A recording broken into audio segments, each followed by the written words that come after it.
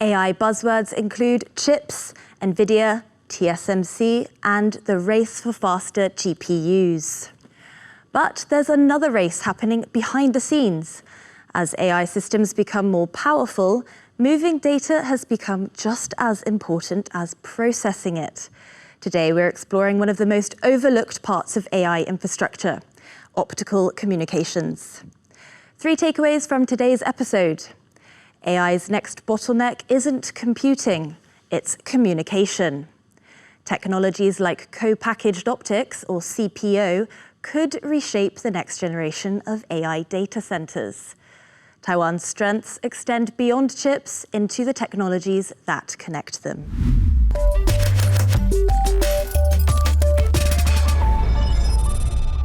The world's first CPO Spectrum X switch. This is also in full production. Co-packaged optics. Optics comes directly onto this chip, interfaces directly to silicon. Electrons get translated to photons, and it gets directly connected to this chip. We invented the process technology with TSMC. We're the only one in production with it today. It's called COUPE. It's completely revolutionary. Nvidia is in full production with Spectrum X. AI breakthroughs rely not only on powerful computing, Nvidia GPUs, and cutting-edge semiconductors, but also on the ability to move enormous amounts of data quickly and reliably. That's where companies like WaveSplitter come in. The company was founded in Silicon Valley and later moved its base to Taiwan. It develops optical communications technologies that help shape the next generation of AI data centers. Joining us today is Chairman and CEO Sheau Chen. Welcome to the show. Thank you. Glad to be here. Well, first, I'd like to start by congratulating you on the company's listing on Taiwan's emerging stock exchange in July. Yes. Can you give us a bit of insight into this milestone for the company? Yes, we listed on July 16, and so it's trading right now. A little bit of headwind for the entire market, but I think we're doing very well. Yeah, so it is indeed a great milestone for the company. Yeah, absolutely.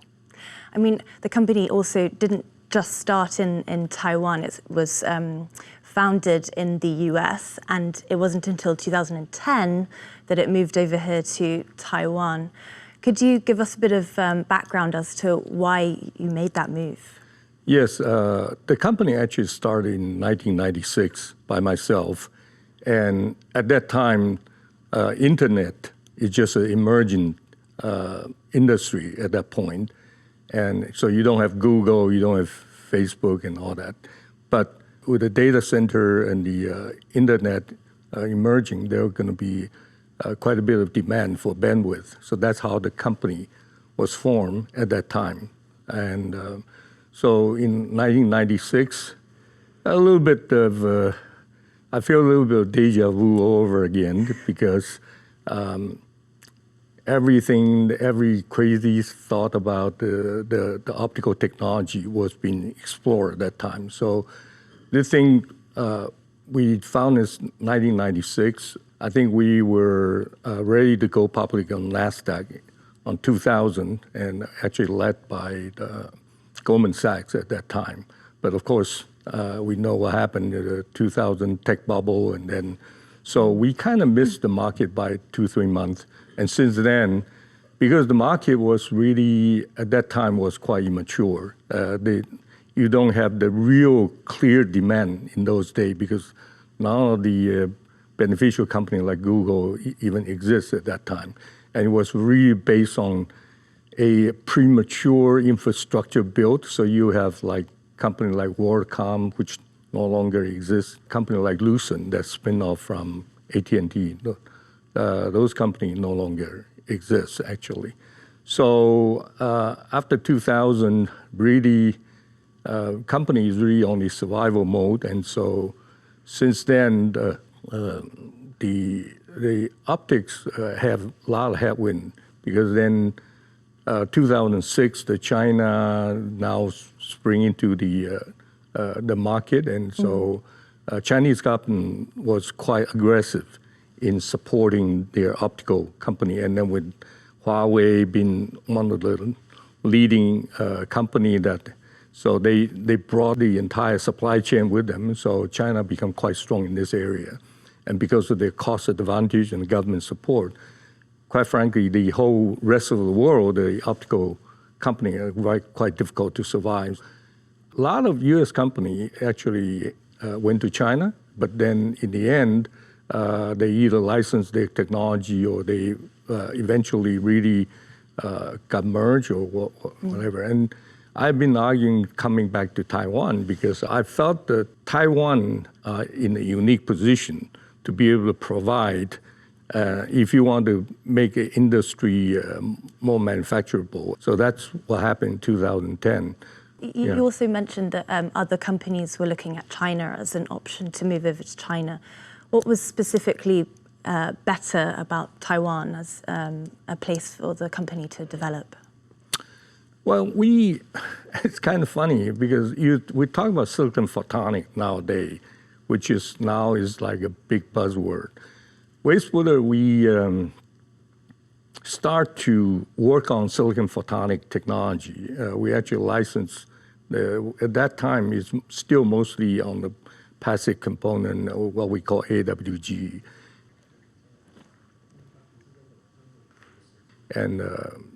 And so we actually construct optical circuit on the silicon wafer. And as a matter of fact, we have actually done an 8-inch wafer and with AWG circuit on it. So it quite naturally, because silicon infrastructure is in Taiwan, so it's a natural migration for us to come back to Taiwan because that's the trajectory I would like to go for the company. So that's why we choose Taiwan. And China is still mostly discrete products, a lot of manual labor. Of course, nowadays they are more automated, but in those days, a lot of, you hire 1,000 workers just to work on fiber devices and stuff like that. So that's really not the vision I have for my company. I would also like to just ask about competition. We've seen reports that Chinese researchers have been able to cut their production time for complicated optical chips from hours to just seconds. Does that worry you? Well, as I said, optics until nowadays was not in prime time until now with AI and then spring it up. So I think there's still a lot of innovations required. Even for my company, we want to do chip today. If you look at, if we use existing technology, like with E-beam and the size of substrate, frankly, most of the manufacturing are still quite small, 3-inch, maybe 4-inch. So, and vis-a-vis the silicon is now we're a 12-inch wafer. So there's going to be a lot of innovation. And not just the device itself, but the manufacturing technology, like what you said. So I'm sure China, as I keep emphasizing on the start in 2006, China has put a lot of resources. And optics is an area they are leading the rest of the world right now for the so. Why is that? Is that investment or is that just more resources put towards innovation? I think both, right? Their investment and also the government really, they're trying to establish themselves, just like in Taiwan, we are silicon. But in the end, I think things may get changed a little bit when you come to CPO. In the end of the day, I think the switch ASICs, CPO, when you go to CPO, you still have to leverage a lot of the silicon technology. So I think Taiwan company, I think we're just now catching up. And I have a lot of confidence that because there's still a lot of low-hanging fruit to be gained on the optics and manufacturing technology. So we're just beginning right now. So I'm quite confident that we not only we can catch up, but eventually we can exceed. I'm also curious, I mean, WaveSplitter has announced plans to expand high-end laser manufacturing in Taiwan. There's a lot of investment from Taiwan happening elsewhere, the US. I know that you also have some manufacturing in Vietnam. Is most of it all happening in Taiwan? Yes, I think we will focus on Taiwan. And also, a lot of our customers demand us because Vietnam factory, frankly, is more like a discrete manufacturing. If it's a little bit more labor intensive, we put it there. But for our chip manufacturing, we will have to establish in Taiwan because we have established a well-established process and good yield and all that. I think it would be kind of foolish for us to expand it too widely because this is almost like TSMC dynamics, semiconductor same way. You need to establish and you can work on the yield and you can work on the device, you work out all the kink, and then even then, when like TSMC, when they moved to Arizona, there's still a lot of battle to be fought. I'm curious. And similar things in optics, yeah. Yeah, I'm curious about what your perception is of the TSMC expansion to Arizona. I think those are inevitable.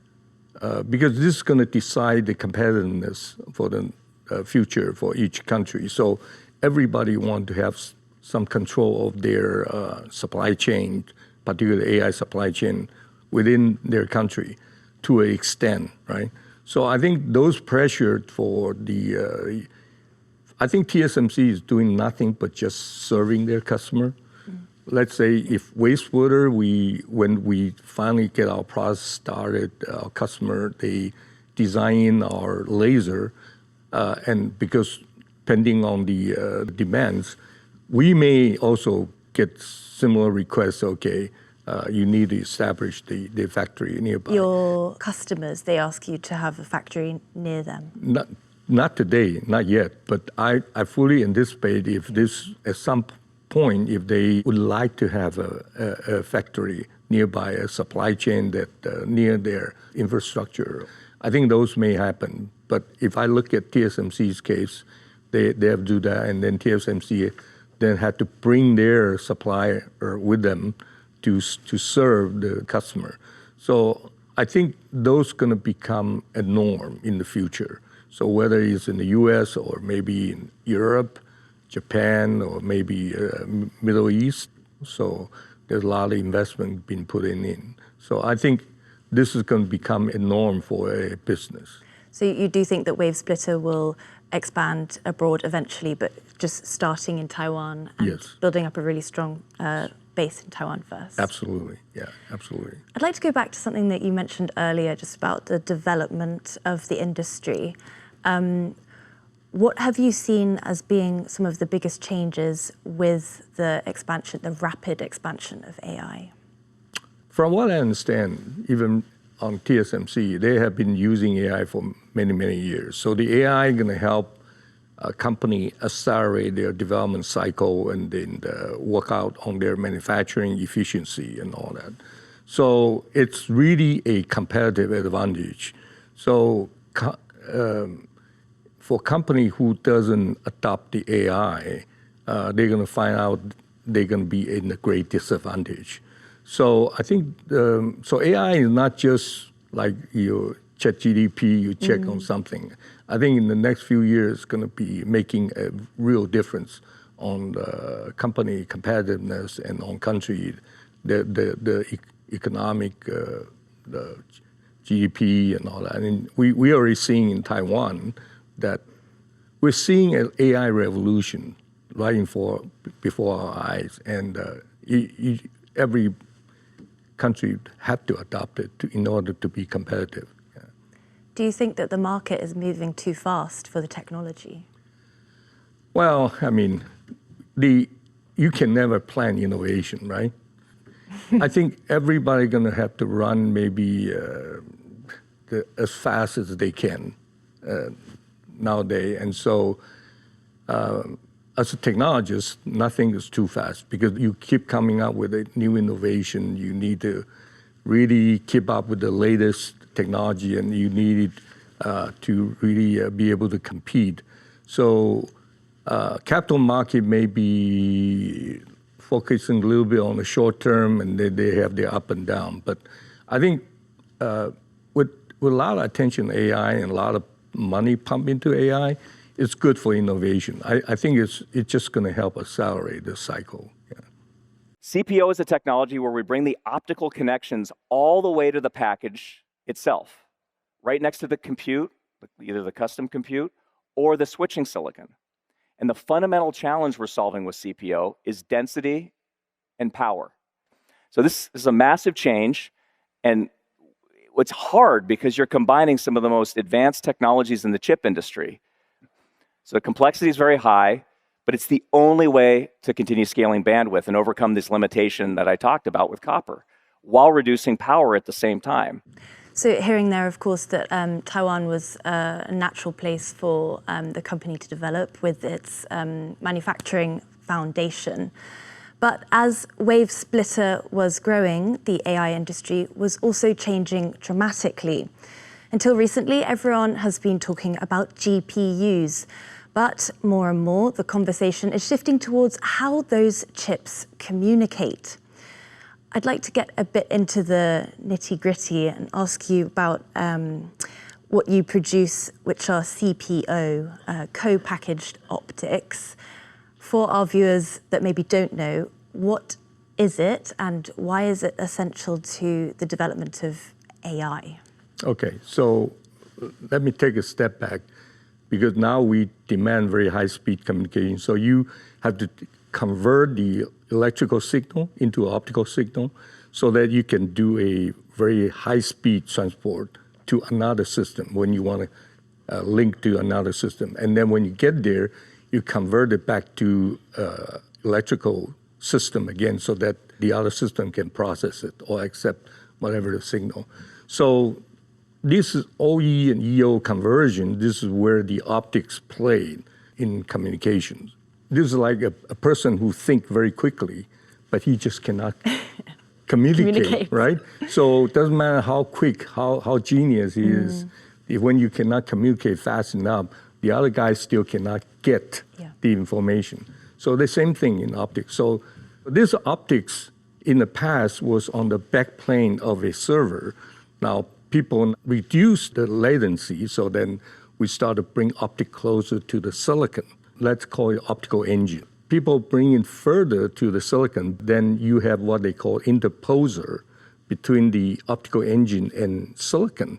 And so then you went from somewhere like 20 millimeter distance down to maybe 5 millimeters. So every time you bring it closer, of course, the communication speed is faster, but also the power consumption is lower, because ultimately the whole thing is really packaged together. That's what CPO co-packaging optics means. Okay. I'm glad you brought that up about power, because I mean, what we hear about with AI requiring so much energy, right. CPO cuts down on the amount of energy that's needed. Yes, it does. So we saw at Nvidia GTC earlier this year in Taipei, Right. Jensen Huang was saying that a lot more capacity is needed for optics. Yes. And a lot more capacity for CPO. Do you think he's talking about speed, but also power there? What's your take on that? Absolutely. Now, power is really the key. And when we talk about optics, because the laser is quite power hungry also, because when you want to generate light, depending on the distance you want to travel. So that's another area that need a lot of innovation. So we need to reduce the power consumption of the optical engine as well.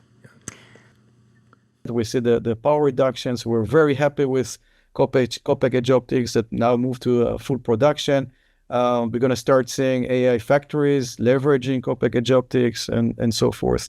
So that's an important transition. Happy to see that. It's a technology that was a couple of years in the making, and of course with a great partner of ours, TSMC is on packaging and around laser sources and fiber arrays and so forth. So CPO helping a lot with reducing the power consumption there. But building the next generation of AI isn't just about inventing better technology. It's also about building the right supply chain. We already touched on this a little bit about Taiwan being a really natural place for CPO to be made. But I'd like to ask you where your company fits in with Taiwan's AI ecosystem in that supply chain. Okay, so WaveSplitter now we're very focused on the light source because everything starts with light, right? This is where the power consumption is. So the need for a lot of innovation on the light source itself, and also a lot of optical circuitry like a modulator and what they so-called PICs nowadays. And so Taiwan, we're very strong in silicon technology. I mean, TSMC built the entire ecosystem of silicon. The optics, even though there's been an attempt to integrate everything onto silicon, but turned out the material limitation because the speed, ability to, the switching speed, and also the light source itself is mostly built on what we so-called indium phosphide substrate.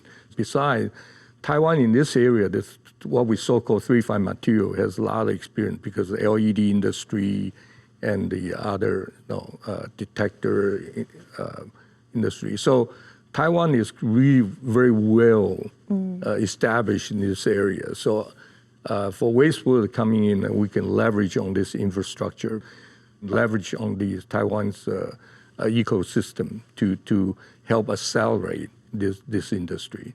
So your leverage is in the manufacturing side. What about your customers? Also, absolutely, that's a great point because as all the AI now, pretty much if you look at all the switch server are all built in Taiwan nowadays. So you went from the chip, then you have system design, the server, the AI server. So Taiwan is not only a large manufacturer for the chip, but also if you look at all the systems, they are a big consumer for all this chip in those.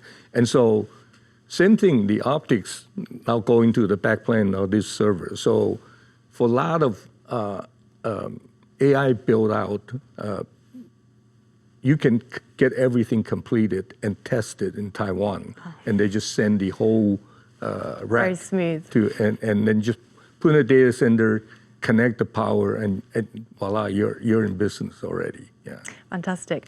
Well, last question. This show's tagline is Taiwan makes, the world moves. If there's anything that you would want our audience to come away from today about Taiwan's tech industry, what would it be? Well, I think TSMC is from Maurice Chen, and now have been this established Taiwan's this OEM culture, which is really the bottom line is the trust, right? I think in Taiwan, I mean, technology, every country can develop. I mean, China, US, everybody can develop the industry. When you spend the money, of course, you can buy the equipment and you train the people and all that. But I think in Taiwan, uniquely is really the ecosystem and what we so-called competition, and then the trust. WaveSplitter as a company, if you look at where we are and the capitalization we have, we won't be able to achieve what we have achieved without the Taiwan's a lot of our supplier support. We leverage on a lot of processing capability. We didn't do everything within our fab. I mean, we bring the critical step to our fab, but we have a lot of trusted partner out there that enable us, and the speed of their doing thing, and this is just, it cannot reproduce elsewhere that easily, because if you think about when the company, when they started, they had to do everything by themselves, and the amount of investment they had to put in versus a company like WaveSplitter, we essentially got put into an ecosystem. There's a much larger system we could leverage and get things done. That's the fundamental difference of Taiwan and the other place. And most important thing is it's trustworthy, okay? And that's, I think, and besides, so this is why Taiwan have been able to be successful so far, and we are continue to be able to lead the industry nowadays. Sheau Chen, Chair and CEO of WaveSplitter, thank you so much for coming on the show.